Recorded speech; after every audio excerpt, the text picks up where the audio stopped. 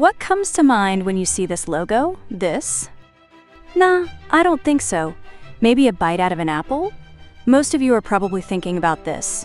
Apple products. But hey, what does a mermaid have to do with coffee? Or a seashell with oil drilling? This video is all about how our minds got wired like this, and how businesses realized they could tap into that wiring by picking a simple shape to represent themselves. Believe it or not, humans didn't always think this way. It took thousands of years to get here. So here's how we'll break it down. Prehistoric times and the tricky business of painting gods. Ancient Greek road signs. Assyria, it's all for us. Ancient Egyptian commercials. The 13th century. Heraldic Style. Ecclesiastical heraldry. Ecclesiastical advertising. 14th century. The birth of commercial logos and a great excuse to collect taxes. 18th century. Modern logos in the Industrial Revolution. The 20th century. The first Iranian logos from the 1960s to today. Cultural logos and globalization.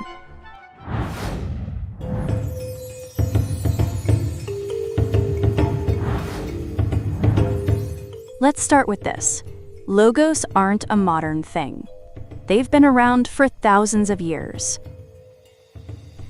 Way back in prehistoric times, humans were already painting simplified shapes on cave walls. These images helped early humans show themselves, their surrounding nature, tell stories, or pass messages. But then came a problem. The primitive man didn't have a problem painting a deer or a tree, but how do you draw things that don't have a physical form? Like wind, ocean waves, death, or the gods? How do you show which tribe someone's from? That's when a brilliant idea came along. Symbols. A symbol was a smart way to show the differences between tribe members. Maybe the chief could be shown by painting a special necklace around his neck. Warriors were drawn holding specific spears. Eventually, symbols were made for abstract ideas too. So if you trace logos back far enough, you'll find ancient family crests, hieroglyphs, and good OL symbolism.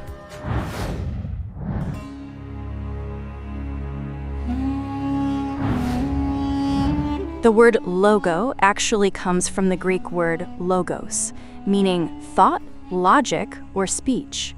The ancient Greeks used logos to send secret messages or explain their laws more clearly.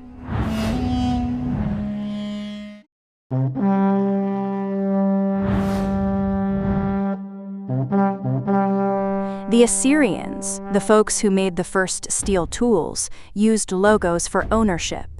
A sword might carry a family symbol showing exactly who it belonged to. No questions asked. Later, Assyrian kings stamped their royal logos onto swords, shields, and war gear, so people knew these soldiers belonged to Assyria.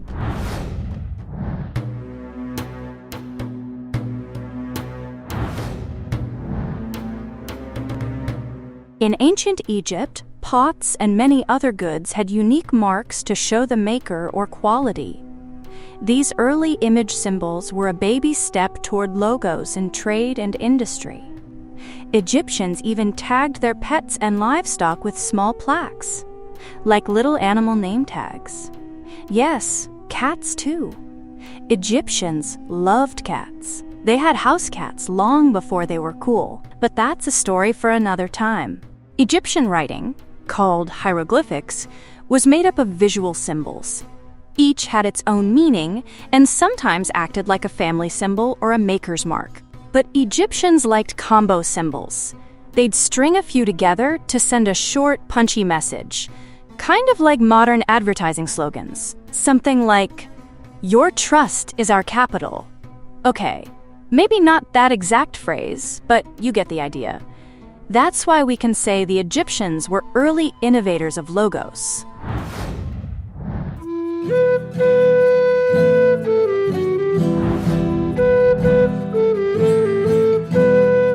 Fast forward to medieval Europe. In the 13th century, heraldic tradition emerged, which had a prominent role on the development of modern logos. At first, Only nobles used these fancy graphic badges to show off their rank and family line. But by the late Middle Ages, even regular farmers got in on it. Farmers started branding livestock with heraldic designs to show ownership.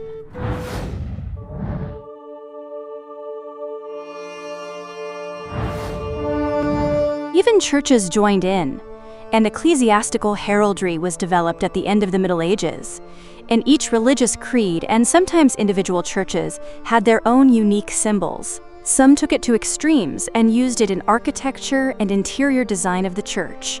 You'd see their logos carved into every wall, every corner of the place. By the 17th century, heraldry had spread to Western Europe and Russia and to other continents too, thanks to colonialism.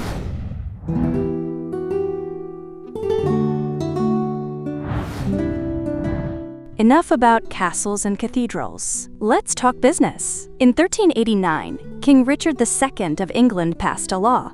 Breweries had to hang a sign showing what they sold, or risk getting shut down for illegal beer. Turns out, taxes had to come from somewhere. And if you can't tax people for breathing, why not tax them for drinking? People drank more beer than water, because water often came with a side of deadly diseases. In the past, drinking water from rivers and wells was indeed a risky endeavor due to widespread contamination. This pollution often led to outbreaks of waterborne illnesses like cholera and diarrhea, and could also cause other, sometimes unknown, diseases. Around the 15th century, due to a decline in the feudal system, the family badges, or heraldry, became associated with the land held by noble families, reflecting their ownership and status. Let's turn back to the story of logos. So, brewers started adding catchy images to their signs to stand out. One pub might use flames, another might use two swords. These signs slowly evolved into logos and created brand loyalty long before it was a marketing buzzword.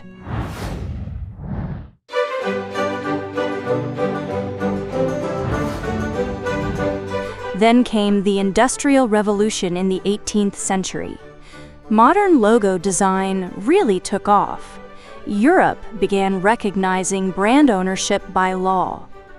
In 1885, Frank Mason Robinson designed the Coca-Cola logo, kicking off a whole new era. Another iconic logo? RCA's, from the late 1890s. RCA stands for Radio Corporation of America. It was indeed a major American electronics and broadcasting company, one of the oldest in the industry. You've probably seen it on old record players and gramophones.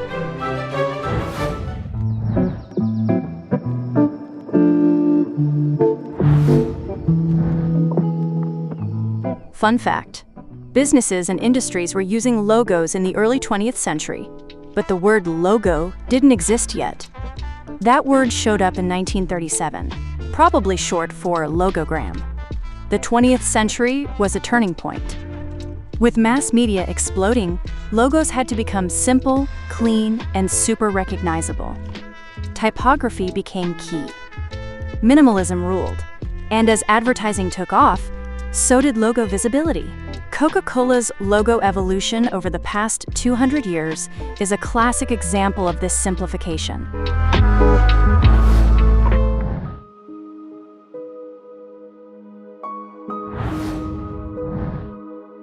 The first Iranian company to design a logo?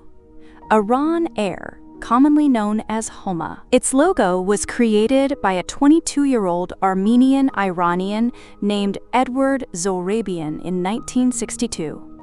And get this, they held a full design competition, judged by the professors of the College of Fine Arts of Tehran University. Zohrabian's design won and became the official logo. That bird's head? It's a mix of horse mane, bull ears, and eagle face. Where did Zohrabian get the idea of the bird called Homa from?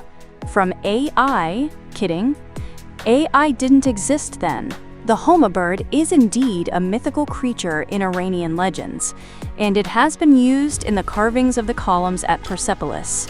Zohrabian was so talented in designing logos that when he was still a student in Alborz High School, his logo design was selected as the winner of a competition held at their high school and was chosen as the official logo for the school. So the first logo of Alborz High School has been designed by Zohrabian. Another famous airline logo? Lufthansa's crane, designed in 1961, a true aviation classic.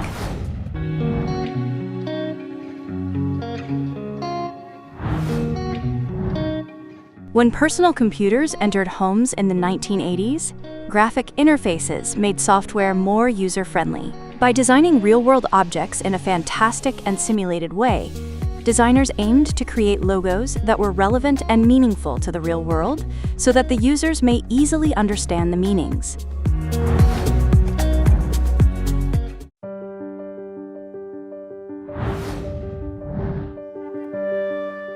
And by the early 20th century, logos weren't just about business anymore. They started representing cultures. In 1913, when Pierre de Coubertin designed the Olympic flag, logos changed their function from being market-related symbols to being part of the world's culture. The 5 colored rings, introduced in the 1920 Olympics, symbolized all continents and unity among nations. The relationship between the logo and the Greek legacy of the ancient Olympic Games is a reminder of the old connection between humans and logos. Symbols that transcend language, culture, and borders, that connect people everywhere. Our world is full of amazing and sometimes incredible stories. If you found this video interesting, please like it and share it with your friends. And if you're not yet a member of the Icarus channel, be sure to subscribe and hit the bell so you don't miss our next fascinating scientific videos. Be sure to write your comments and questions in the comments section. We'd love to know which part of this story was most interesting or surprising to you. Stay curious until the next video.